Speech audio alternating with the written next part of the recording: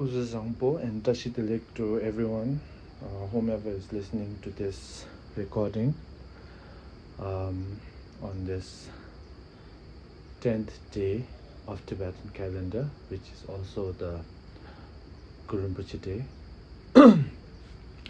I would like to share some words on 7-9 prayer and Guru Rinpoche as per the request by the Sempa members. As you might know, that the world today is changing very fast, very drastically, and there are so many things happening. Wherever we turn to, all we see is chaos, a lot of war, a lot of famine, and things that we don't even understand. We know it's happening, but then things that we don't even understand. And that's generally speaking. And individually, I think due to all of these changes, we ourselves are going through a lot of mental issues, a lot of challenges, a lot of anxiety.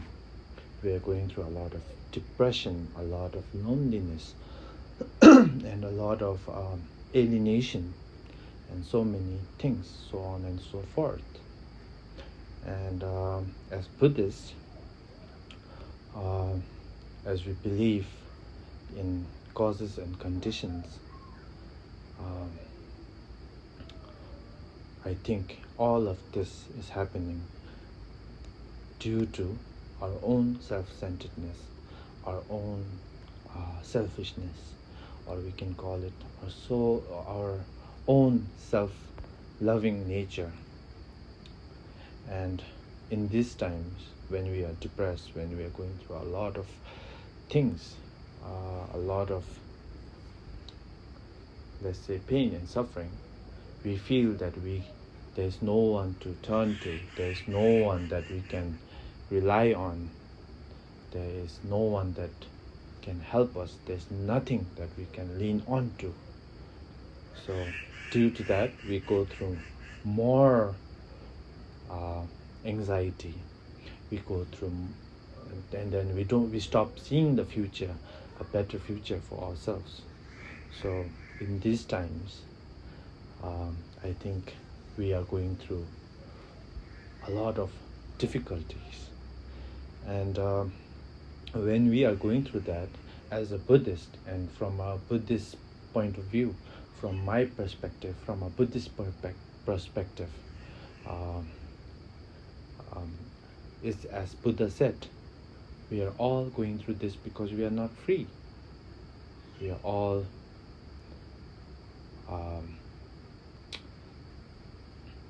bound by this cause and effect.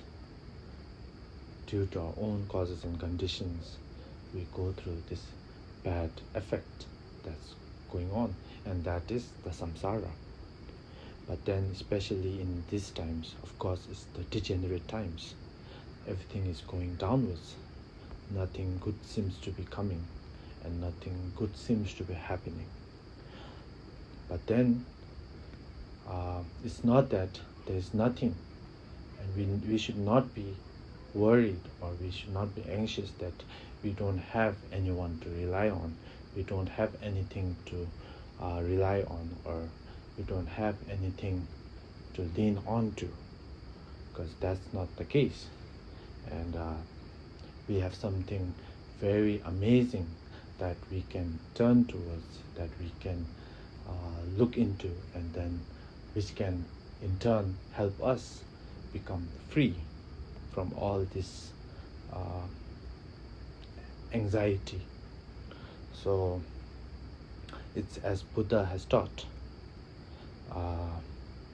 that seeing the truth frees us. So therefore we have this truth that we can rely on. We have this truth that we can lean on to, in turn which can free us all. So this truth cannot be found in phenomenon outside of our own mind. We can never find it in wealth. We can never find it in good luxurious cars, good luxurious houses. No matter how much we have, like wealth or anything which is materialistic, material, it will never bring us freedom and this true happiness. This truth that Buddha taught, to see this truth, to find this truth, to look into it, we have to look into our own inner mind. It doesn't reside anywhere else. You cannot seek it outwardly. You have to look inwardly. And then I think you'll find it. And when you see this truth, it can free you from all these sufferings. Individual suffering, be it the worldly suffering, not only yourself, but you can also free all other sentient beings. So when we talk about Guru Rinpoche is that truth.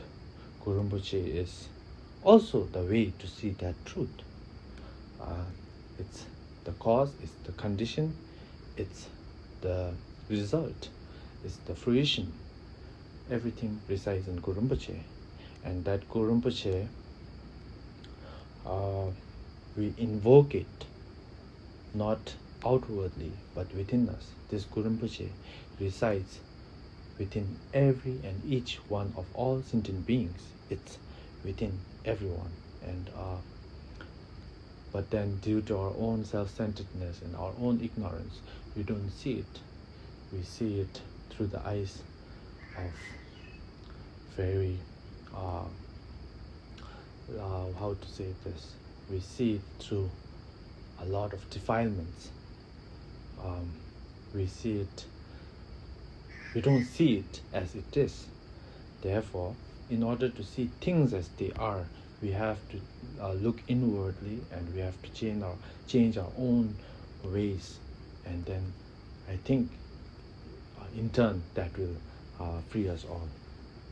So the 7-line prayer, so it goes in Tibetan: Hung ujin yulgin nubjang tsam pema kesir tongbola yansen choji ngudubni pema jungne jesu tra kordo kandu mangbe kor cheji jesu dadubchi jingi lobje jesu so guru pema siddhi ham.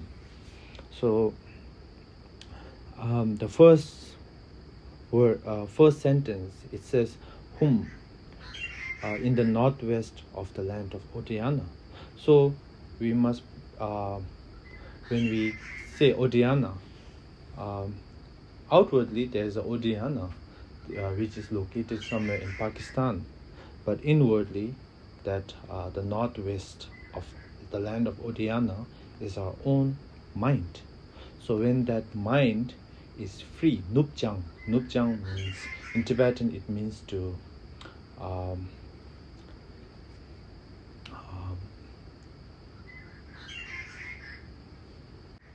not only northwest, but it also means to subdue. It also means nima nup means subside, like the sun setting. It also means setting. So when these defiled emotions set, there is this land of Odhyana, which is our own pure consciousness. And in that mind, there is Pema Keser Tongpola, the second sentence, a lotus untainted by the mud. So similar to that, our Buddha nature is like that of a lotus flower. Even within all these defiled thoughts, emotions, and all our anxiety, it stands out like a lotus flower, like how lotus flower blooms in the mud, but is untainted by the mud. So on this lotus flower, the mind, the true nature, resides Buddhahood, which is Yansin Choki Ngudupni, which is adored with the most marvelous attainments. The attainment, this marvelous attainment is not like the attainment we have, which is like having wealth or becoming a doctor or becoming a professional, whatever. But then it's beyond that, it's way beyond that, and it's more marvelous. It's enlightenment. So, adorned with this most marvelous attainments, you are, and the fourth sentence is Pema Jungne Shesu Tak, you are known as the lotus born.